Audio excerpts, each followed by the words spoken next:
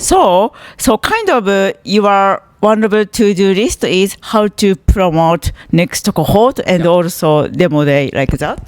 That's correct. So my current focus in the short term is to attract a lot of applications from everywhere in the world to come to Tokyo program next year. So it's renewed. So we are accepting applications now until May.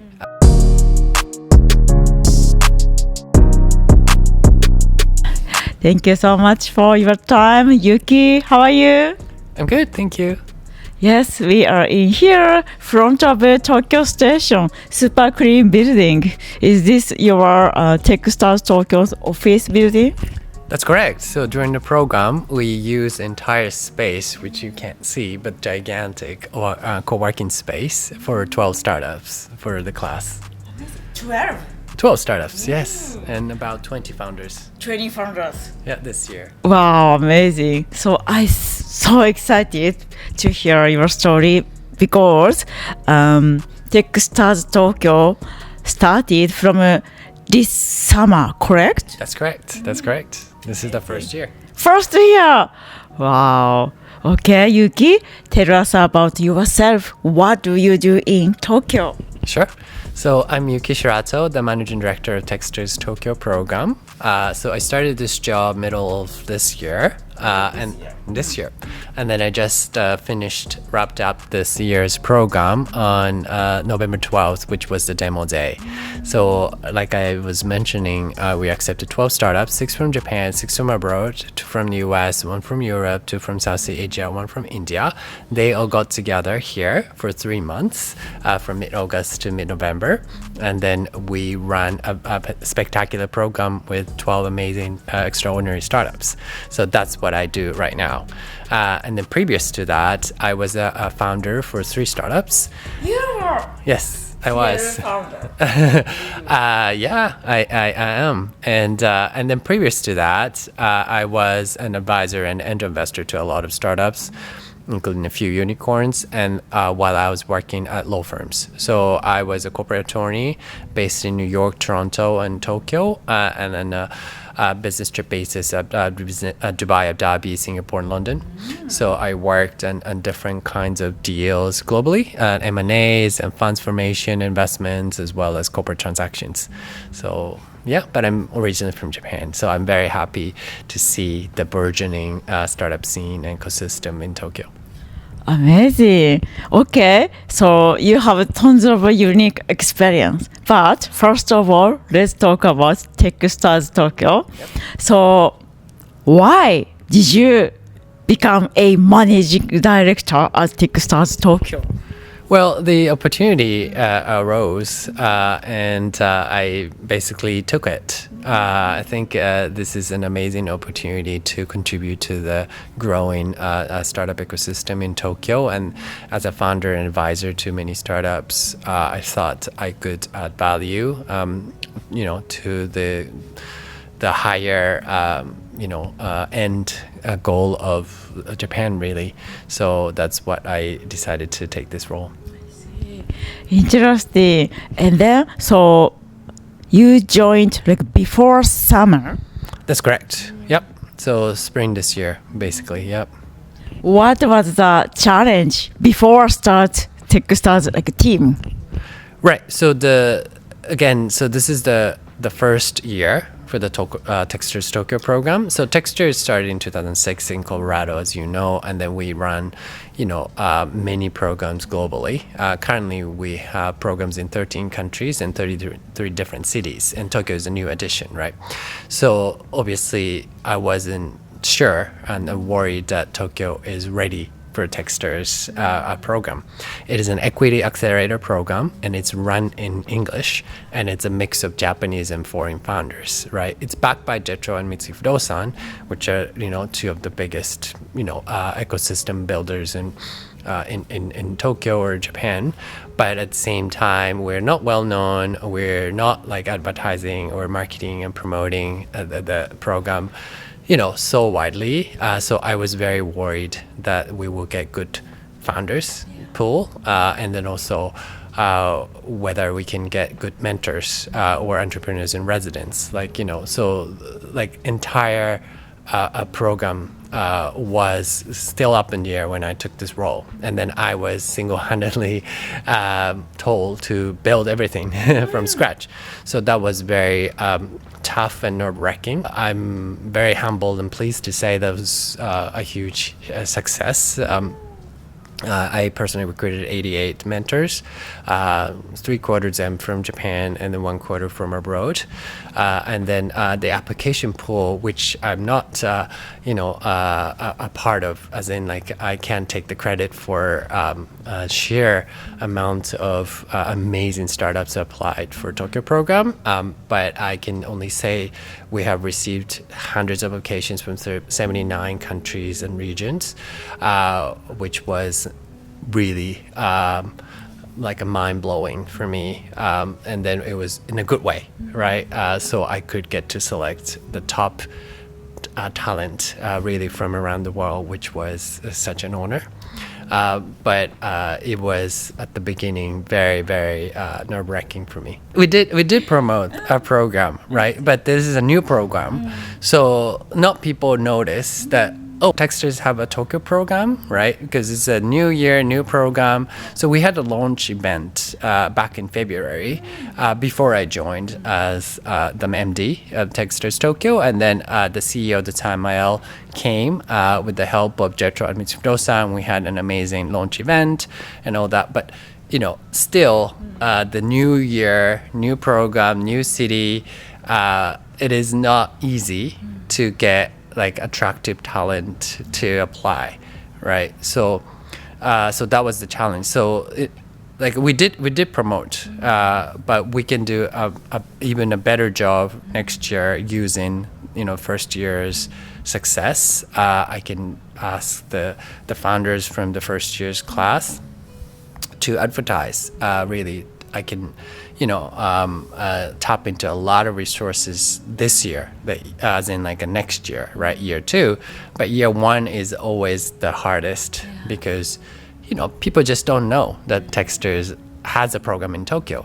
So even after demo day in the past month, I got a lot of messages and requests and unsolicited emails from people like, oh, I had no idea TechStars had the Tokyo program this year. Congrats on success of the demo day and whatnot. And I wish I could attend, but I didn't know about it, right? So even demo day, which we promoted as much as possible on LinkedIn and Twitter and other social media, and then also released a press release and then David Cohen, who's the current CEO, and then one of the co-founders of TechStars came, and then we had a panel, and then it was a really good event, and then 450 people showed up, 150 investors and 100 corporate people, but still was not known to a lot of people outside startup ecosystem, but within even a startup ecosystem that is not particularly connected to TechStars.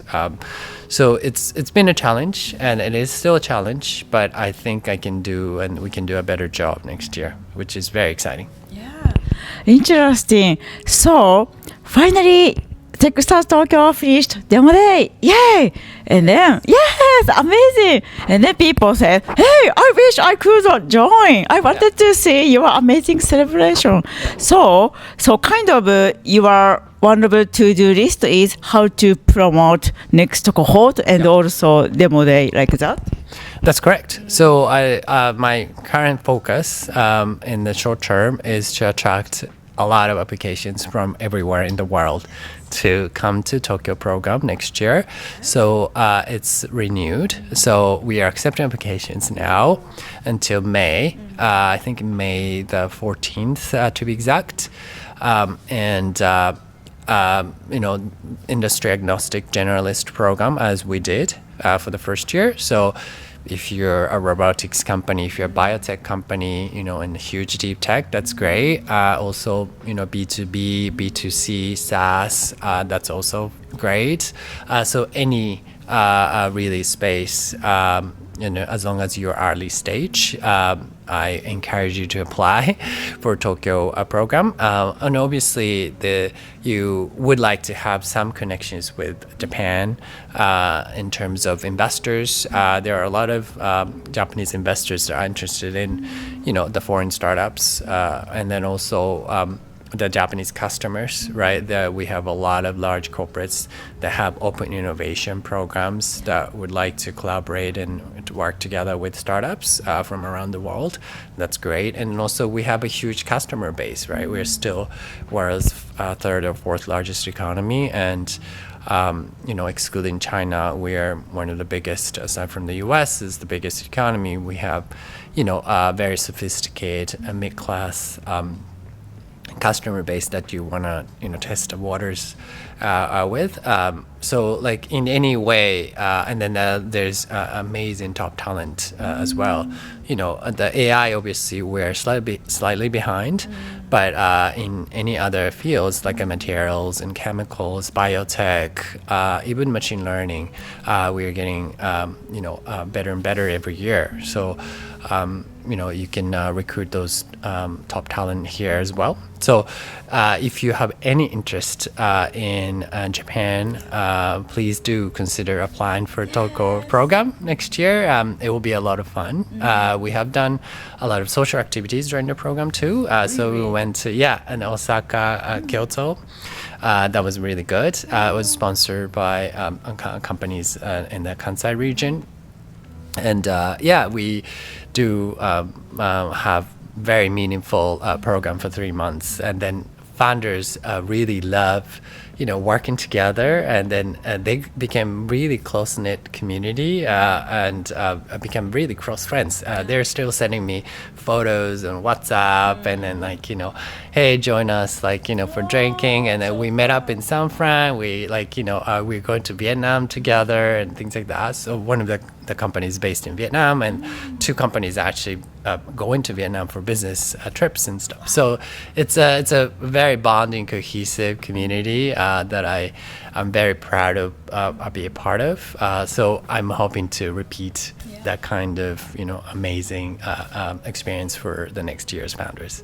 Okay, so if Japanese, maybe some startups really want to go to global market, what kind of tips do you want to give them as from your investors' perspective and also your serial entrepreneurs' perspective?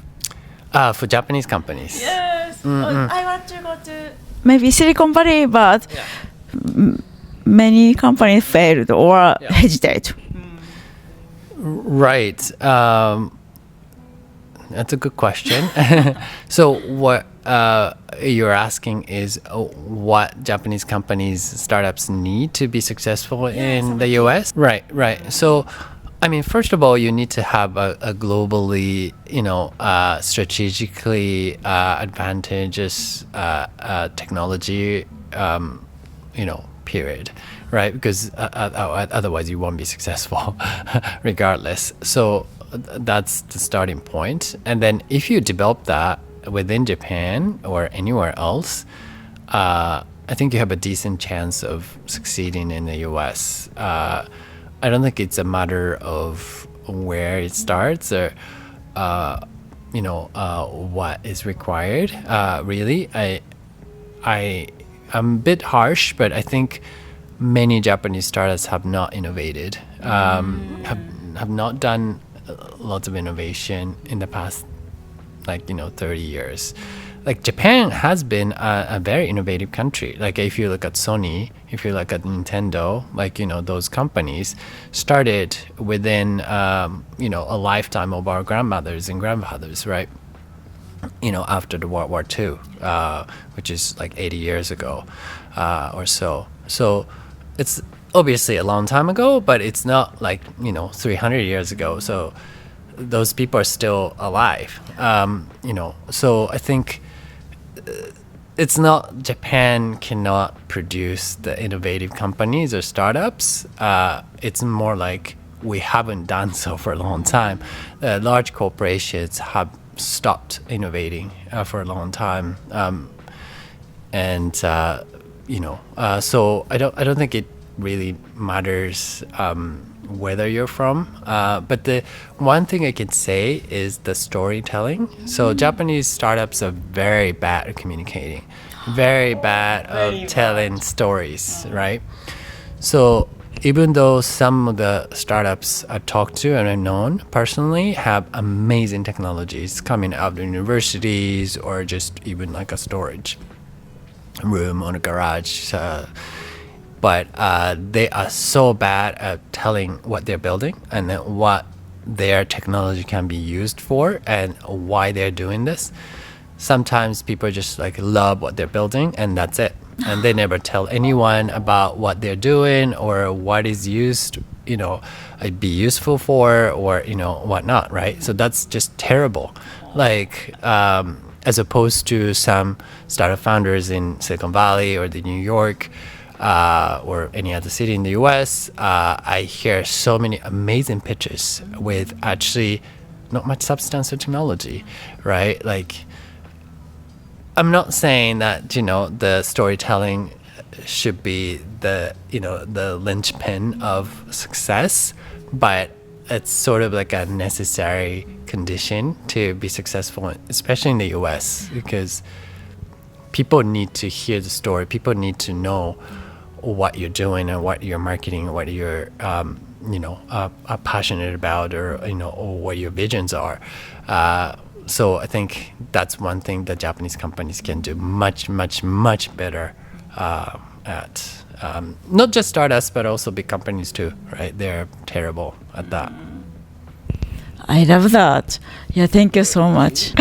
Yeah, so Yuki, so last year, so my birthday was April. Okay. Yeah, and then I could celebrate by myself, go to restaurant, but I wanted to do something social good. So I did a small event at the tiny bar in Shibuya. Oh wow. Yeah, Cool. invited local founders. Yeah. Concept is let's practice storytelling. Oh wow. Yes. That's amazing. Yeah, I invited two kind of guest speakers. One is actually Jared. He is one of your mentor. Oh, Jared. Jared Frubil. Okay, yeah. He was my kind of boss, previous right. my company. Oh really? Yeah. Oh, by Ninja. Yes. Okay. My competitors. Yes. So when he was young, like he brought hamster to school. Hey, this is my hamster from grandma. Yeah, it's in the States, even 3 years old kids, they can start practice storytelling. Yeah. Amazing. In Japan, especially my age, I couldn't do it. So still I'm practicing. So anyway, he gave us how to do storytelling. He brought something from his grandpa.